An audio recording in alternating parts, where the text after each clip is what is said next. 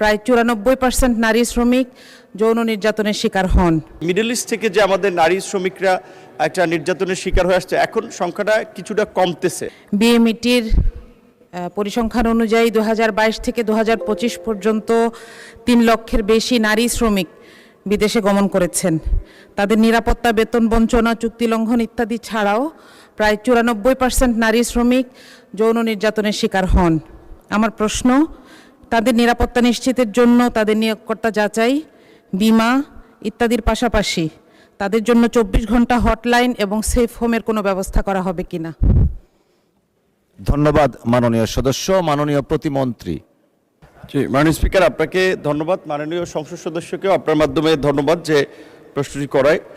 আমাদের বাংলাদেশ থেকে 16135 toll free একটি হটলাইন পরিচালনা করা হয়, যেটা দেশের বাইরে থেকেও আমাদের যে কোনো প্রবাসী যে কোনো সেবা কিংবা অসুবিধার কথা এখানে জানাতে পারবে। যদি তারা জানায়, আমরা এখান থেকে ওই ধরনের ব্যবস্থা নিয়ে থাকি। এছাড়া আমাদের বাইরের দূতাবাসগুলোর মাধ্যমেও তাদের সেবা দেওয়া হয়, এবং আগে অনেকগুলো দেশের সাথে আমাদের এমইউ ছিল না, এখন আমাদের বিভিন্ন দেশের সাথে এমইউ হচ্ছে, যার ফলে আমরা আমাদের শ্রমিকদের মর্যাদার প্রশ্নে কিংবা তাদের সোশ্যাল প্রোটেকশনের ক্ষেত্রে, কর্মক্ষেত্রে যদি তারা এই ধরনের হ্যারাসমেন্টের শিকার হয়, সেটা একটা প্রতিকার দাবি করতে পারি।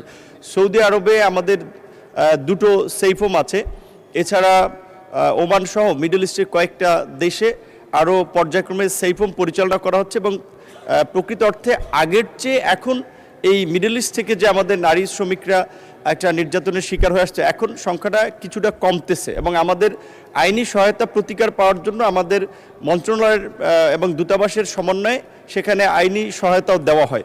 এবং আমাদের নারী শ্রমিকদের বিশেষ করে পাঠানোর ক্ষেত্রে এখন আমরা একটু বেশি কেয়ারফুল হচ্ছি, যে প্রকৃত অর্থে তারা যেখানে যাচ্ছে সেখানে কাজের পরিবেশ এবং আপনার আইএলও কিংবা আন্তর্জাতিক সংস্থার যে মানদণ্ড অনুযায়ী শ্রমিকরা তাদের সোশ্যাল প্রোটেকশনগুলো পাবে কিনা, সেগুলো এনশিওর করার পরে আমরা পাঠাচ্ছি।